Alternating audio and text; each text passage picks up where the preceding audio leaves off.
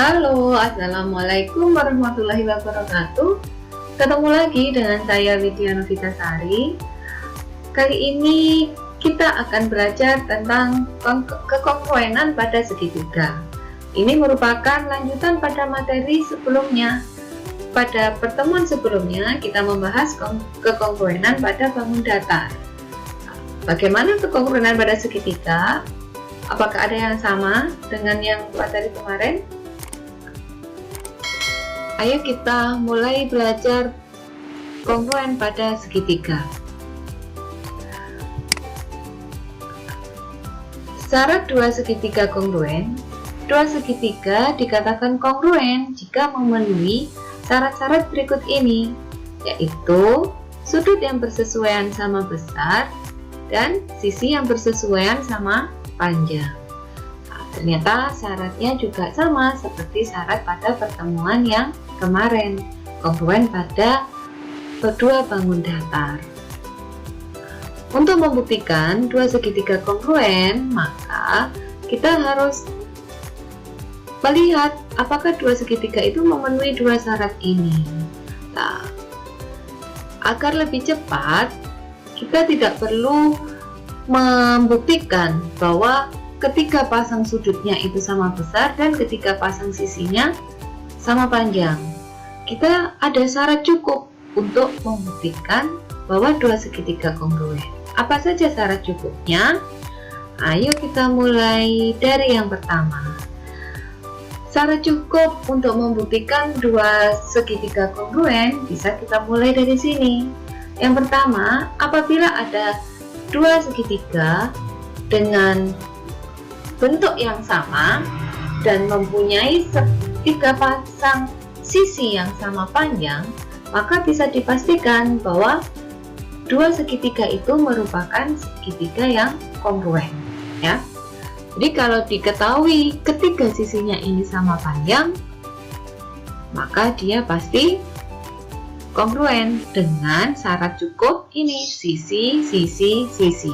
Ini bisa digunakan untuk membuktikan dua segitiga kongruen. Ini yang pertama. Kemudian ini, yang berikutnya, apabila dua segitiga itu mempunyai dua pasang sisi yang bersesuaian sama panjang dan sepasang sudut yang sama besar. Kita hanya butuh tiga hal berarti ya, dua sisi dan satu sudut. Apabila itu sama, maka bisa dipastikan dua segitiga itu juga kongruen. Bagaimana menyebutnya? Nih, yang pertama ini dulu, mempunyai dua pasang sisi yang sama panjang. Kita menyebutkannya bisa dimulai dari yang terluar, ya. Kita mulai dari yang terluar. Ini kita mulai misalnya dari sisi AC. Sisi AC ini sama panjang dengan sisi DF karena ada tanda sama ya. Kemudian sudut A ini sama dengan sudut D. Sisi AB sama panjang dengan DE.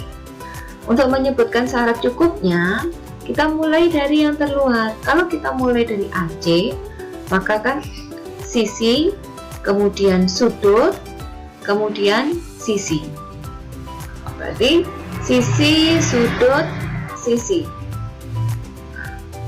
Bagaimana kalau dibalik? Kita menyebutnya dari AB, pasti akan mendapatkan syarat cukup yang sama juga.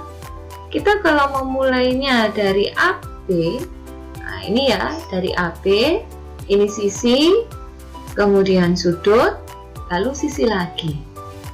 Sehingga kita tetap menyebutnya sisi, sudut, sisi. Jadi ada dua sisi dan satu sudut yang diapit oleh dua sisi itu juga bisa menjadi syarat cukup bahwa dua segitiga itu kongruen dengan syarat cukup sisi, sudut, sisi.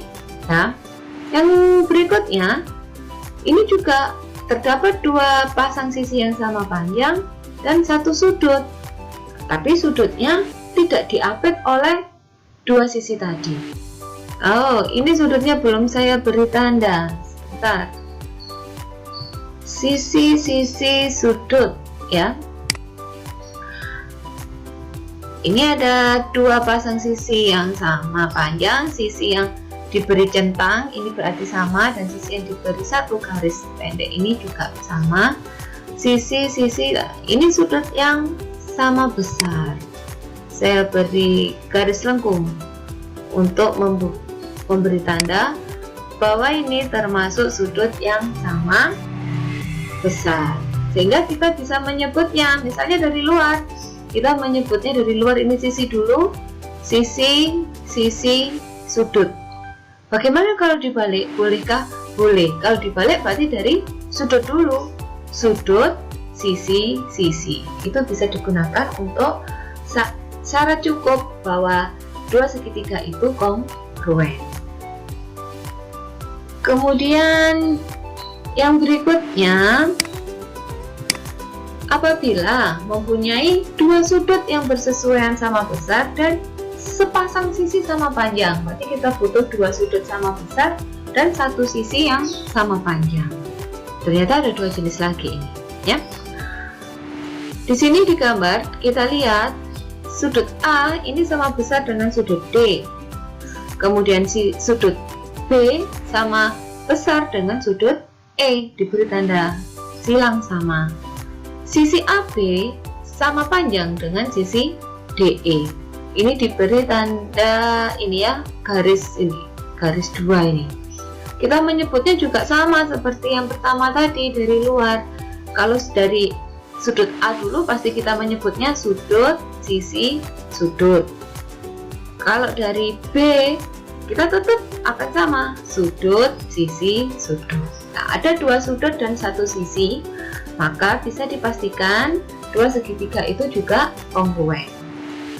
Kemudian ini yang berikutnya, dua sudut dan satu sisi, tapi sisinya tidak diapit oleh dua sudut yang sama besar. Ini juga termasuk syarat cukup dua segitiga itu kongruen. Nah, ini ada sudut yang tanda silang hijau, ini berarti sama. Tanda silang merah ini juga sama besar, lalu sisi yang sama panjang ya, diberi tanda centang biru, ya. Ini sudut, kalau kita membaca dari luar, dari sudut sini dulu berarti sudut, sisi. Kalau kita membaca dari sisi, di sisi, sudut, sama saja boleh. Yang tidak boleh yang bagaimana? Yang tidak boleh itu apabila dia tidak urut. Jadi misalnya kita menyebutnya ini sisi, ya, kemudian lompat ke sini, sisi, sudut. Kebetulan kalau yang ini sama, sisi, sudut. Nah, kita harus urut ya, dari yang terluar kemudian ke yang paling dekat menyebutnya. Tidak dari yang terluar lalu yang kejauh, tidak, dari yang terluar lalu ke yang paling dekat. Berarti tadi ada 5 syarat cukup bisa kita gunakan untuk membuktikan bahwa dua segitiga itu kongruen. Bagaimana penggunaan dari ini, dari syarat cukup ini? Nah, kita ke contoh soal. Nah, di sini ada dua segitiga.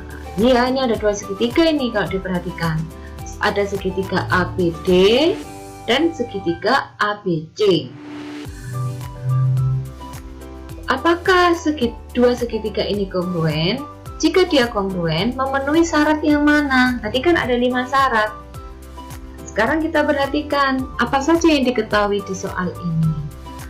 Ternyata di sini ada sisi AD ini diberi tanda sama ini ya, dan sisi BC diberi tanda sama.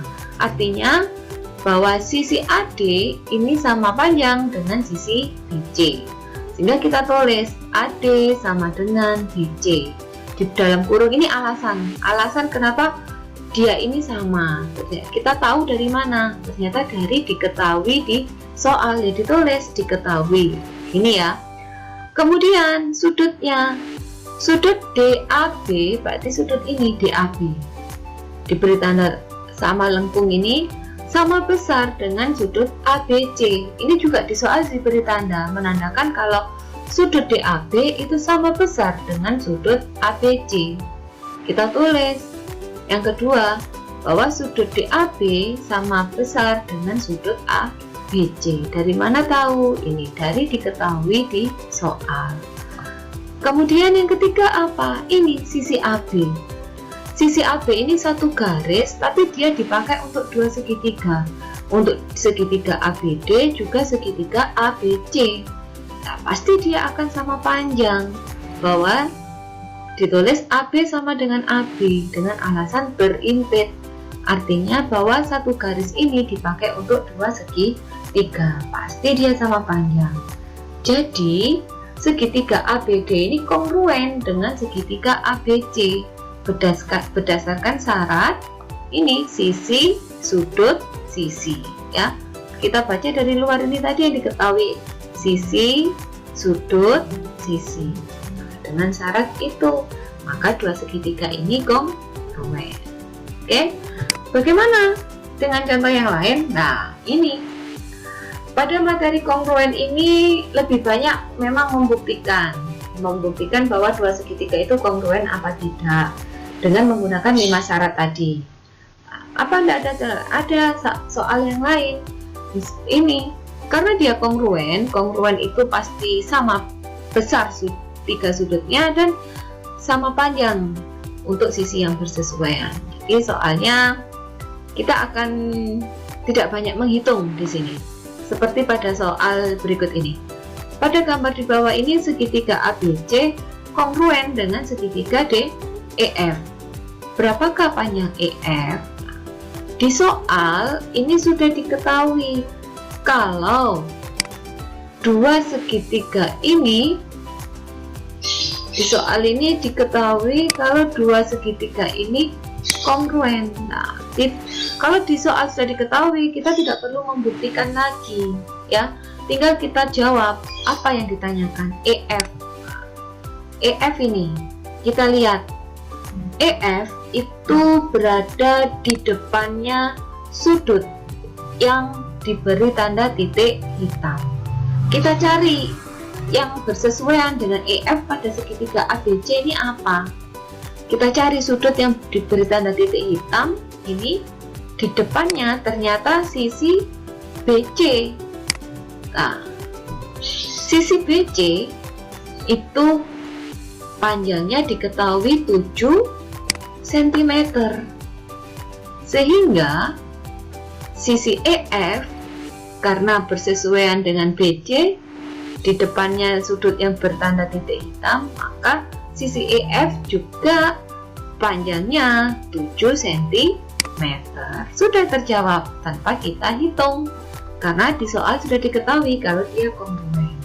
Nah, di sini akan saya tekankan mengenai sisi yang bersesuaian. Bahwa sisi yang bersesuaian itu berada di depan sudut yang juga sama besar. Jadi sisi BC di depan sudut titik hitam itu bersesuaian dengan sisi EF yang juga di depan sudut hitam. Sisi AB di depannya sudut X ini tanda silang. Kita cari bersesuaian dengan sisi apa? Cari ini sudut yang diberi tanda X ini di depannya sisi FD atau DF, sehingga sisi AB bersesuaian dengan sisi DF. Kemudian yang sudut kosong tanpa tanda ini di depannya ada sisi AC, sehingga kalau dia cari sesuainya di mana? Kita cari di sini. Sudut F ini kosong tanpa tanda. Di depannya ada sisi DE, berarti sama seperti sisi AC, maka AC itu bersesuaian dengan sisi DE. Itu caranya ya. Cara melihat sisi yang bersesuaian bisa dilihat dari sudut yang sama besar. Bahwa sisi yang bersesuaian itu berada pada di depan sudut yang sama besar. Demikian belajar kita hari ini. Jangan lupa untuk terus berlatih soal-soal matematika karena belajar matematika harus banyak latihan. Tetap jaga kesehatan dan tetap semangat untuk belajar ya. Wassalamualaikum warahmatullahi wabarakatuh.